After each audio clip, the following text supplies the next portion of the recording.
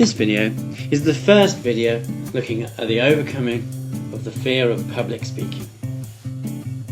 The fear of standing up and speaking in front of a group of people, be that the general public or even people that you know, is a genuine fear. And I understand, it's really scary.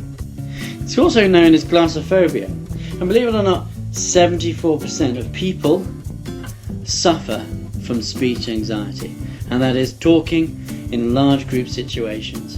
And believe it or not, I even know some teachers who are afraid of speaking in front of a large group in an assembly, and things like that. So we understand the genuine fear that you may have with regards to speaking in front of others. But what we also want to do is to be able to provide you with the opportunities to overcome that fear and to master the skill of public speaking. The key to managing and controlling anything is first to understand it, especially its causes. And in the context of presentations and speaking to the public, the causes are usually these three things. It might be a lack of confidence in yourself and in your ability to present this information to another group. Or, more than likely, it's a feeling of being out of control. Out of control of the situation, out of control of the audience watching you, and how we react to that. And possibly, though perhaps not yet, you might have had a previous experience of speaking in public and didn't go particularly well.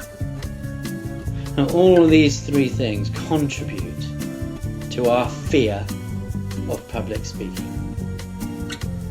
But perhaps the biggest contributor is the audience to which we have to present towards. And of course, the effects of those are heightened by both the size of the audience and in particular to you as students, the nature of the audience. Now those two combined present a real threat to us. Although it's not a real threat, of course, it's a perceived threat. And actually the more you present amongst your peers, the more you realise that actually there's nothing wrong and there is no fear. But as once we understand that, then we are in a position to do something about it. But in the short term, immediately, it is understandable that presenting in front of a group of people your own age who you have to work with on a day-to-day basis can be very scary if you've not done it before. So putting any previous bad experiences to one side for now, for there's very little we can do about those. Let's look at the first two, confidence and control.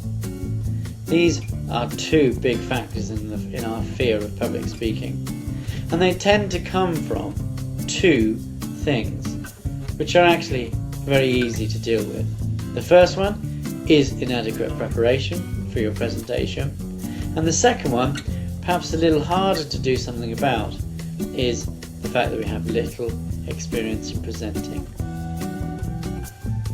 Let's first of all think about preparation and rehearsal. These are really manageable and really inexcusable if you've got a presentation to make. It's a matter of making the effort to prepare and rehearse before the task is upon you. Presentations which do not work well usually do so because they have not been properly prepared or rehearsed. So find a way of making that work for you. Write the presentation well in advance of when you're doing it. Don't leave it to the night before. Work on it and present it to yourself, to your friends, to your family, every evening and every night before the presentation. Work on it. Make sure that you know what you're going to be saying, when you're going to be saying it, and what other gestures and things you might add to that. We're going to be talking about how to make your presentation exciting and interesting in future videos and lessons. Perhaps the harder one is getting experience. How do you get experience of presenting to other people in a school situation without creating something which isn't really there?